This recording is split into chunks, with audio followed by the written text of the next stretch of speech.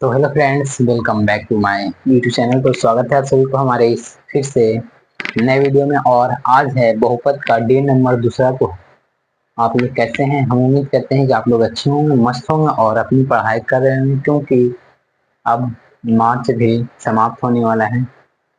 अप्रैल मई जून बहुत कम समय बचा हुआ है, ठीक है।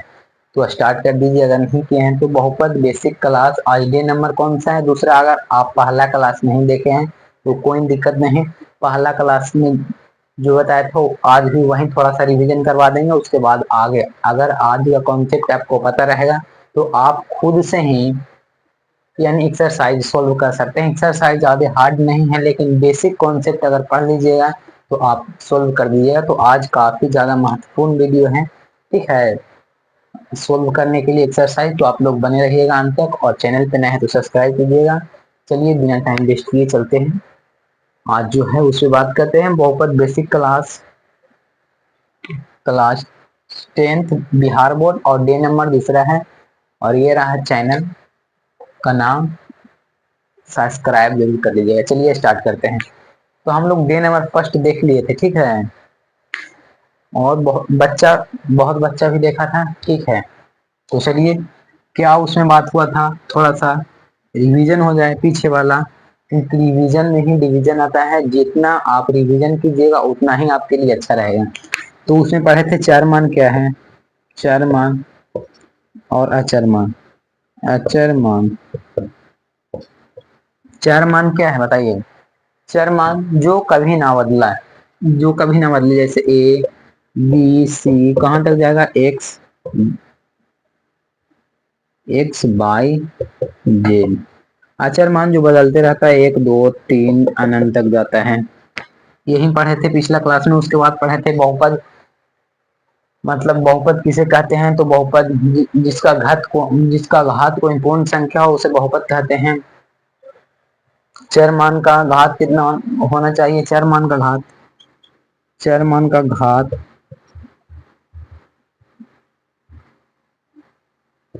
चर मान,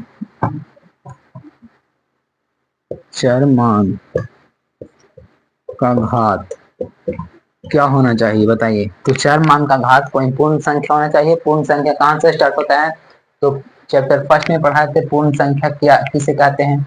जीरो एक दो तीन चार अनंत तक जाता है। यानी प्रकृति की संख्या में, प्रकृति की परिवार में जीरो को शामिल करने पर पूर्ण संख्या प्राप्त होता है। आपको पता होना चाहिए प्रकृति संख्या एक से स्टार्ट होता है।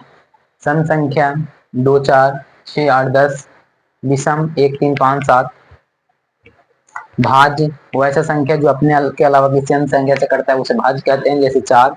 अभाज्य वैसा संख्या जो अपने के अलावा किसी अन्य संख्या से ना कटे। सबसे छोटी अभाज्य संख्या दो है, और सबसे बड़ी अभाज्य संख्या दो अंकों की सबसे बड़ी अभाज्य संख्या कौन सा होगा? दो अंकों की सबसे बड़ी अभाज्य संख्या बताइए? तो क्या होगा? 97 होगा, क्योंकि 97 सिर्फ और सिर्फ अपने से कट रहा है। और दो अंकों की सबसे बड़ी भाज्य संख्या पूछेगा तो 99 होगा, याद रखिएगा। 99 कट रहा है, 33 अपने के अलावा किसी अन्य संख्या से कटता है उसे भाज्य, ना कटता है उसे अभाज्य कहते हैं।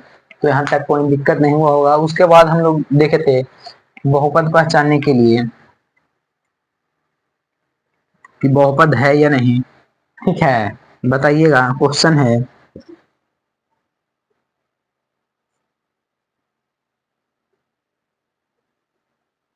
Plus two three x plus one. अगला नंबर क्वेश्चन है x plus one by x. Question अगला है, अगला नंबर क्वेश्चन है थ्री एक्स के power minus two plus three x और प्लस वन। बताइए तो तीन में कितना क्वेश्चन बनाते हैं, कौन बहुपद है या नहीं है? फर्स्ट क्वेश्चन देखिए, रूट टू में root two three x Q plus three x plus one. तो क्या होना चाहिए? उसका घात कोई पूर्ण संख्या होना चाहिए। पूर्ण संख्या जीरो से स्टार्ट होता है जिसमें तीन शामिल है। बिल्कुल बिल्कुल होगा x plus one by x. कैसे होगा? नहीं हो, अगर इसको लिखिएगा तो एक्स प्लस ऊपर जाके हो जाएगा ऋणात्मक में माइनस एक। तो माइनस एक पूर्ण संख्या में शामिल नहीं होता है, तो यह बहुपद नहीं होगा। इसको कहे थे फर्स्ट क्लास में पढ़ाए, तो उसी में कह दिए थे कि इसको आज से ही याद रखिए कि यह क्वेश्चन आपके बोर्ड में आएगा। कि x plus one by x क्या यह बहुपद है? X plus one by x क्या यह बहुपद है? सबसे महत्वपूर्ण क्वेश्चन है यह, आएगा, ठीक है। तो नहीं है। कैसे नहीं है? अगर इसको हम लोग सीधा से लिखेंगे, इसको ऊपर ले जाएंगे तो एक्स प्लस एक्स का पावर माइनस वन हो जाएगा, और माइनस वन है जो पूर्ण संख्या के परिवार में शामिल नहीं है, तो यह बहुपद नहीं होगा, ठीक। तो ये गलत है। तीसरा बताइए। तो तीसरा देखिए, घात, उसका घात होना चाहिए पूर्ण संख्या, लेकिन यहाँ ऋणात्मक है, तो यह भी नहीं होगा। तो उसके बाद हम लोग पढ़े थे बहुपद के कितने प्रकार होते हैं, तो दो, घात के आधार पर और पद के आधार पर पढ़े थे। तो चलिए एक बार उसको भी देख लेते हैं, उसके बाद आगे पढ़ेंगे। ये और क्वेश्चन है बहुपद को पहचानने के लिए, बहुपद पहचानने के लिए और क्वेश्चन देखिए, और क्वेश्चन एक क्वेश्चन लिखे तो बहुपद पहचानने के लिए, ठीक।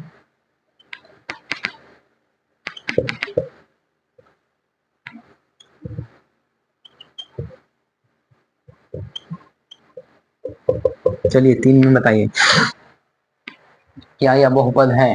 2x बहुपद है, तो उसका घात कोई पूर्ण संख्या होना चाहिए, है। ये है।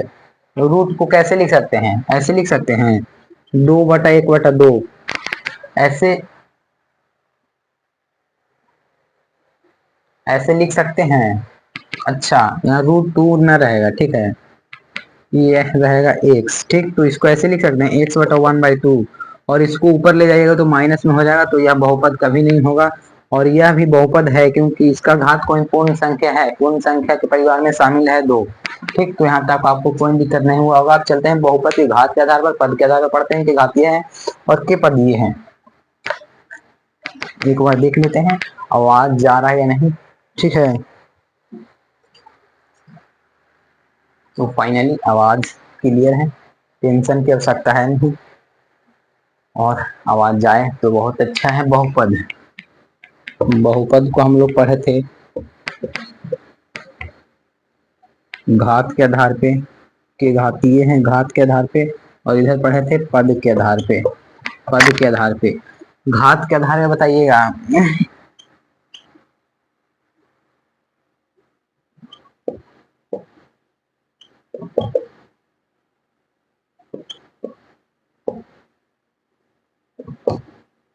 बताइएगा पद के आधार पे बताइएगा।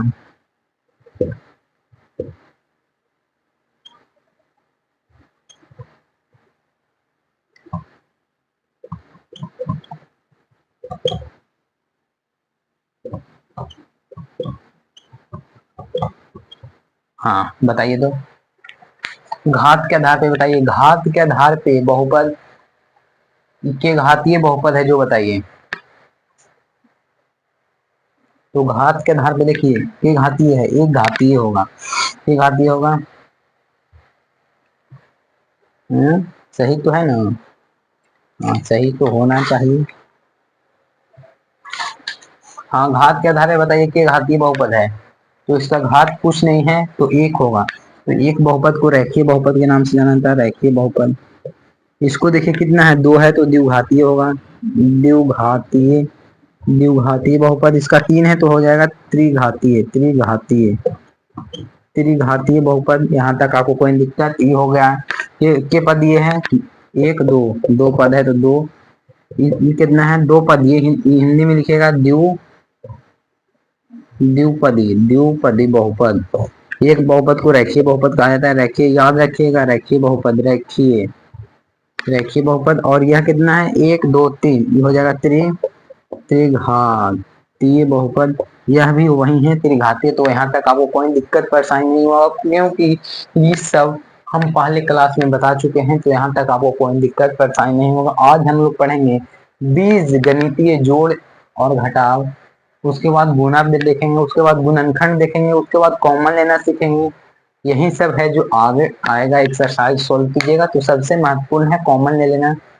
ए बी सी का मान सीखेंगे, ए का मान कैसे निकाला जाता है, बी का मान कैसे निकाला जाता है, सी का मान कैसे निकाला जाता है। तो यहाँ तक तो पहले का था, हो गया रिवीजन। फिर से चलते हैं आज वाले पे।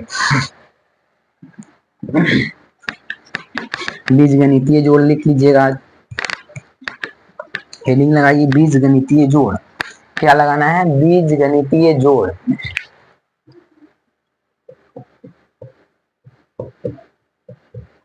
बीज गणितीय जोड़, जोड़ने के लिए। ठीक, जैसे एक क्वेश्चन देते हैं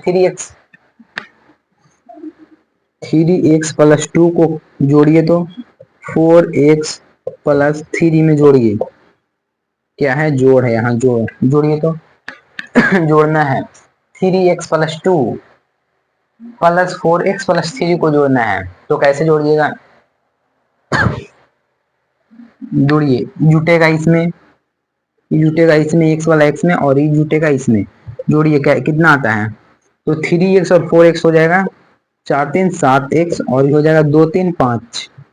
तो 7x प्लस 5 किसका है? जिसका आया है बिल्कुल सही आएगा 7x प्लस 5। एक क्वेश्चन और लिखिए 4x 5x plus 3, 5x plus 3, और है 5x plus 3 plus 2x plus 1। चलिए बनाइए 5x plus 3 plus 2x plus 1। जोड़िए, x वाले को एक साथ और इसको एक साथ। 5 2 7 x प्लस है तो प्लस 2 3 1 4, 7x प्लस 4। तो सभी को आ गया होगा। फिर से क्वेश्चन लीजिए 9x प्लस 3 को जोड़िए 4x प्लस 2 के साथ। जोड़िए तो 9 4 9 4 13 x हो जाएगा, और 3 2 5 आ गया 9x प्लस 5। तो यहाँ तक आपको कोई दिक्कत? जोड़ तो हल्का है। अब बनाइए जोड़, एक और देते हैं जोड़ और है, देखिए तो हल्का है। ये क्वेश्चन देते हैं आपको, बनाइएगा। क्वेश्चन है 4x प्लस 3। कितना है? 4x प्लस 3 है, ठीक, और प्लस है 2x माइनस 9, 2x माइनस 9। जोड़िए, जोड़िए तो कितना आता है? तो 4x और plus 2x, 4x plus 2x, तो 4 2 6x हो जाएगा।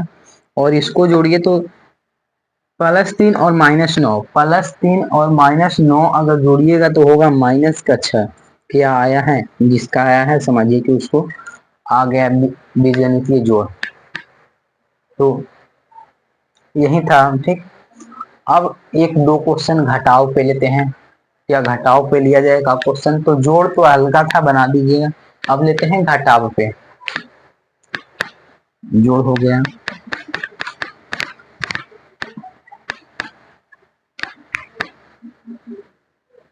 घटाव, ठीक। क्वेश्चन लिखिएगा। क्वेश्चन आपके बुक से 5x प्लस 3 माइनस, क्वेश्चन है 5x plus 3, 5x plus 3 minus है, यहाँ माइनस है, घटाव है तो minus 2x plus 3, 2x plus 3। चलिए घटाओ, ऐसे ना घटा दीजिएगा डायरेक्ट, इसको लिख कर नहीं घटाया जाता है। कैसे घटाया जाता है देखिएगा। 5x प्लस 3 है तो 5x प्लस 3 रहने दीजिए, माइनस माइनस माइनस गुने प्लस 2 कीजिएगा तो -2x हो जाएगा, ठीक। माइनस गुने +3 कीजिएगा तो -3 होगा, ठीक। तो अब जो घट रहा है उसको घटाइए। 5x में से 2x जाएगा तो कितना बचेगा? अच्छा, 5x माइनस 2x, हाँ 5x माइनस 2x। 5 में से 2x वाला के x इसके साथ घटाइए तो 5 में से 2 जाएगा तो 3x बचेगा, ठीक। और ये 3 से 3 कट जाएगा, 3 से 3 कट जाएगा तो सिर्फ बचा कितना? 3x, ठीक। तो कोई दिक्कत? अगला question 9x plus 4, 9x plus 4 minus, इधर घटाइएगा 6x प्लस के 3, 6x प्लस के 3 घटाइए इसको। हल्का क्वेश्चन है। तो क्या बोले हैं, जो है उसको लिखिए पहले। यहाँ 9x प्लस 4 है तो लिखिए, माइनस में इधर गुना कीजिए तो -6x हो जाएगा, और माइनस के 3 हो जाएगा। हो गया या नहीं? हाँ। तो 9x में से माइनस के 6x गया, यानी 9 में से 6 जाएगा तो कितना बचेगा? 9 में से 6 जाएगा तो 3x, 3x, और 4 में से 3 जाएगा तो 1 बचेगा। तो 4 में से 3 जाएगा तो 1 लिखिएगा, 3x प्लस के 1। 4 में से 4 में से 1, 4 में से 3 जाएगा तो 1, हाँ ठीक है। तो यहाँ तक कोई दिक्कत? एक क्वेश्चन और लिखिए, 3x-7। क्वेश्चन अगला, 3x-7 और क्या है? 3x-7 माइनस माइनस और माइनस अंदर भी है 2x+3, 2x+3 इसको बनाइए। ये थोड़ा सा इससे हाई है, ठीक है। 3x-7 माइनस और इंटू फिर -2x+3 है, इसको सोल्व कीजिए। तो किनका किनका आता है? जो सोल्व कर दिया इसको समझिए कि 100 रुपया उसको भेजते हैं अभी तुरंत। ठीक, सोल्व कीजिए। तो 3x है तो 3x लिखिए, 3x और -7 है तो -7 और माइनस से गुना कीजिएगा तो हो जाएगा प्लस के 2x और -3। हो जाएगा या नहीं? हो जाएगा या नहीं? तो 3 और 2 हो जाएगा 5x और -7 और -3 जुटेगा तो -10 हो जाएगा, 5x-10। जिसका आया समझिए 100 रुपया चल गया उनके पास। ठीक, तो यहाँ तक कोई दिक्कत परेशानी नहीं हुआ होगा। तो अब इसके बाद हम लोग आगे बढ़ते हैं, जोड़ घटाव। अब गुना की ओर चलते हैं, गुना की ओर चलते हैं। जोड़ घटाव सीख लिए, अब गुना की ओर चलते हैं। ठीक, एकदम हल्का है, बेसिक।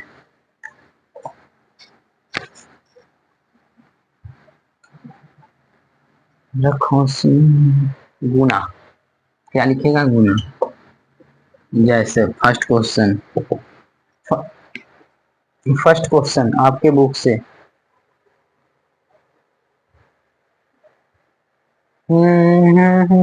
गुना में है कि x+2। हाँ हाँ, ठीक है ठीक है। क्वेश्चन लिखिए आपके बुक से, x+2 है और कितना दिया है? x+2, दोनों सेम गुना है। इंटू लिख सकते हैं, आप गुना भी लिख सकते हैं। तो चलिए गुना कीजिए। गुना किया जाए तो x गुना x कीजिएगा तो कितना हो जाएगा? x² x गुना 2 कीजिएगा तो हो जाएगा प्लस के 2x, 2 गुना x कीजिएगा तो प्लस के 2x, 2 गुना 2 कीजिएगा तो प्लस का 4 आया। आगे चलिए, x², दो दो हो जाएगा प्लस का 4x प्लस 4। जिनका जिनका आया है बिल्कुल सही आंसर होगा। कितना आया? x² plus 4x plus 4। ठीक, तो यहाँ तक आ गया। क्वेश्चन अगला, क्वेश्चन अगला लीजिए, x+6 और इंटू x+6, x+6 और x+6 गुना कीजिए। तो x गुना x² x गुना 6 प्लस तो 6x, 6 कीजिएगा तो 6x और ये हो जाएगा 6 6 का 36, x² प्लस 12x प्लस के 36। क्वेश्चन अगला लिखा जाए, क्वेश्चन अगला, x+6 इंटू x+4। चलिए गुना कीजिए। तो x गुना x² x गुना 4 था 4x प्लस का 6x प्लस 6 24 और 6 4 10x प्लस का 24। आया या नहीं? तो यहाँ तक आपको कोई दिक्कत परेशानी? एक बार कैमरा देख लेते हैं, आवाज जा रहा है या नहीं? तो बिल्कुल सही है। तो यहाँ तक आपको कोई दिक्कत परेशानी? गुना दम और आसान है, तो यहाँ तक आप लोग सीख गए होंगे। ठीक, ये क्वेश्चन और देते हैं। ठीक, क्वेश्चन है,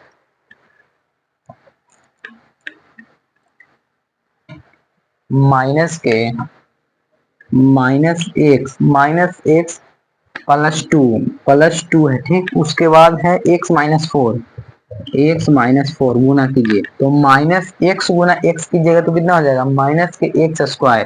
कितना हो जाएगा? माइनस के x² माइनस और यहाँ माइनस गुना कीजिए तो माइनस माइनस प्लस हो जाएगा, प्लस का हो जाएगा 4x और इसको से कीजिए तो हो जाएगा 2x और ये हो जाएगा माइनस के 4 दूनी 8, माइनस के 4 दूनी 8। ठीक, आगे सोल्व कीजिए तो x² माइनस के x², 4 2 6x -8, x² plus minus के x² प्लस 6x प्लस 8। सही है, हाँ। तो यही आएगा आंसर। अब चलते हैं आगे, अब सीखेंगे कॉमन लेने के लिए। ठीक है, क्योंकि जब गुणनखंड गुणनखंड निकालेंगे तो कॉमन लेना पड़ेगा। जैसे इसको गुणनखंड इतना आया है तो इसको गुणनखंड के रूप में तोड़ना होगा, जिसमें कॉमन लेना सीखिएगा तब। तो चलिए कॉमन लेना सीखे, हेडिंग लगाइएगा, हेडिंग लगाइएगा कॉमन लेना सीखे। क्या? कॉमन,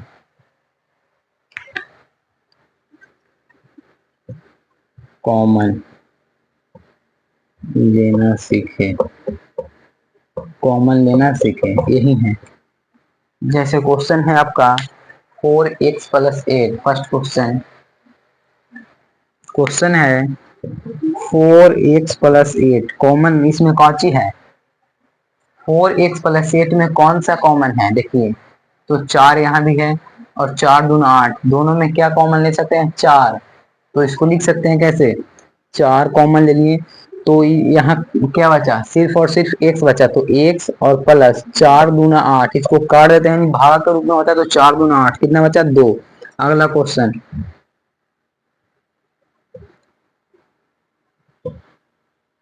9x+18, इसमें कॉमन कितना होगा? तो इसमें कॉमन देखिए तो कौन पता लग रहा है? इसमें 9 दूनी 18, 9 कॉमन हो रहा है तो x+2 हो जाएगा। हुआ या नहीं? और थोड़ा सा इसे हार्ड लेते हैं ये सब। और एक क्वेश्चन x² - 2x, क्वेश्चन है x² - 2x कॉमन लीजिए। इसमें काची कॉमन है? देखिए तो दोनों में x पता लग रहा है, हाँ, तो x कॉमन लीजिए, x कॉमन लीजिएगा तो इधर x बचेगा और इधर बचेगा सिर्फ 2 आया। लेकिन ये हल्का था, अब इससे थोड़ा सा और ऊपर चलते हैं, ठीक है। जैसे 2x² + 8x - 16, क्या है? 2x² - 8a, क्वेश्चन है 2x² + 8x, कितना है? 2x² + 8x और माइनस का 16 है, इसमें कॉमन लीजिए। इसमें देखिए कौन कॉमन हो रहा है? 2 2 चौ 8, 8 दूनी 16, 8 दूनी 16, हाँ 2। देखिए इसमें x है, इसमें भी x है, लेकिन इसमें नहीं है तो नहीं हो सकता है।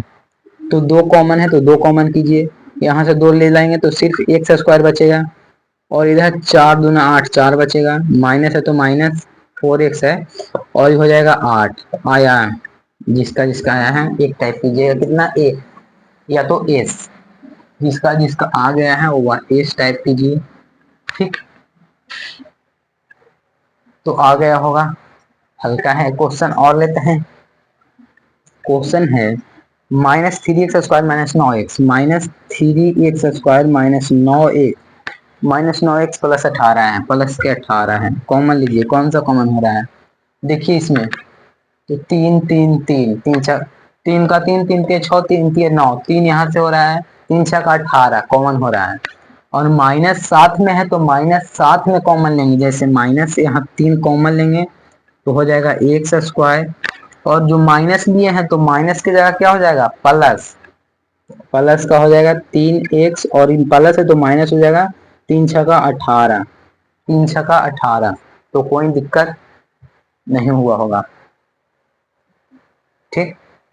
और एक क्वेश्चन और लेते हैं, क्वेश्चन है 2x² + 4x, क्वेश्चन है 2x² + 4x कॉमन लीजिए। इसमें 2x² + 4x, इसमें कॉमन लीजिए तो इसमें देखिए 2x कॉमन हो रहा है, 2 यहाँ भी है, 2 यहाँ भी है, x भी यहाँ है, x भी यहाँ है, यानी दोनों में 2 भी कॉमन है और x भी कॉमन है, तो क्या लेंगे? 2x कॉमन लेंगे। 2x कॉमन लेंगे तो सिर्फ और सिर्फ यहाँ कितना बचेगा? x बचेगा, और यहाँ प्लस है तो प्लस 2 बचेगा, ठीक। आ गया। एक क्वेश्चन और है 3x³ कितना है? 3x³ - 9x², 9x² कॉमन लीजिए। इसमें इसमें देखिए क्या क्या कॉमन हो रहा है, इसमें देखिए क्या क्या कॉमन हो रहा है, तो इसमें 3 हो रहा है और x² कॉमन हो रहा है, तो x² कॉमन कीजिएगा तो यहाँ सिर्फ x बचेगा और यहाँ होगा 9, यहाँ बचेगा कितना? 3 3 9, 3 होगा, 3 3 3 हो गया। तो कोई दिक्कत परेशानी नहीं हुआ होगा, समझ गए होंगे। अब क्या करेंगे हम लोग? अब हम लोग सीखेंगे ABC का मान निकालने के लिए, क्या सीखेंगे? एक बार फिर से देख लेते हैं आवाज जा रहा है या नहीं। तो फाइनली आवाज जा रहा होगा। तो अब सीखेंगे ए बी सी का मान ज्ञात करने के लिए सबसे महत्वपूर्ण है ये सब ज्ञात करना। ए बी सी का मान, ए का मान कितना है, बी का मान कितना है, सी का मान कितना है। इसके बाद हम लोग देखेंगे गुणनखंड। इसके बाद हम लोग क्या पढ़ेंगे, गुणनखंड। ठीक, और गुणनखंड के बाद क्या पढ़ेंगे, तो चलिए पहले चलते हैं कौन आती ए बी सी का मान निकालने के लिए। धीरे धीरे सब होगा। और आज है कितना तारीख, 22 मार्च। और आज ही के दिन यानी 22 मार्च 1912 को बंगाल से बिहार एक अलग राज्य बन गया था। ठीक है, और इसीलिए आज बिहार दिवस मनाया जाता है। 1912 में बंगाल से अलग किया गया था, ठीक है, बिहार को। तो आज है क्या, बिहार दिवस। तो जहाँ भगवान बुद्ध, गौतम बुद्ध हमारे बिहार से ही थे। तो आज कितना अच्छा दिन है। तो अब क्या सीखेंगे, ए बी सी का मान ज्ञात करने के लिए। क्या सीखेंगे, ए बी सी का मान ज्ञात करने के लिए। अंग्रेज द्वारा किया गया था तो 1905 में, लेकिन पृथक राज्य का दर्जा यानी 1912 में प्राप्त किया हुआ था। वो तो लॉर्ड कर्जन द्वारा 1905 में किया गया था, लेकिन 1912 में संपूर्ण रूप से कर दिया गया था अलग। ठीक है, अब चलते हैं एबीसी का मान निकालना सीखे। तो हेडिंग क्या है, ए बी सी का मान निकालना सीखे। एबीसी का मान निकालना सीखे। जैसे क्वेश्चन देते हैं आपको तब ना, मेन है कि क्वेश्चन दिया जाए तब बच्चा बना देगा। जैसे 2x² - 3x + 1, 2x² - 3x + 1 question है। 2x² - 3x + 1, बताइए इसमें ए का मान कितना है, बी का मान कितना है, सी का मान कितना है। ए का मान कितना है, ए का मान कहा था x² का गुणांक, x² का गुणांक, और बी को कहा जाता है x का गुणांक। ए को कहा जाता है क्या, x² का गुणांक। x² का गुणांक रहेगा जो ए का मान रहेगा। ठीक, याद रखिए इसको, इसको याद रखिएगा। x² को ए का मान किससे कैसे पता लगेगा, x² का गुणांक रहेगा वह ए का मान रहेगा, और ये रहेगा x का गुणांक, बी का मान रहेगा x का गुणांक। ठीक, x का गुणांक, और ये रहेगा सी में अचर मान। अचर मान जो बदलते रहता है, पता होगा जैसे 1 2 3 4, जैसे इसमें 1 आया है तो ये सब बदलते रहता है अचर मान। अब लिखिए ए का मान कितना है, तो ए बराबर कितना है x²। देखिए तो ए का मान है 2, तो ए का मान कितना हो जाएगा 2। बी बराबर x का गुणांक, तो x का गुणांक ये है, तो बी का मान है -3, तो हो जाएगा कितना -3। और सी का मान अचर मान है तो कितना है 1 है, तो 1 यहाँ होगा। कोई दिक्कत परेशानी नहीं हुआ होगा। ठीक है, तो यहाँ तक आप समझ गए होंगे। अगला क्वेश्चन लेते हैं। 2p क्वेश्चन है, 2p²,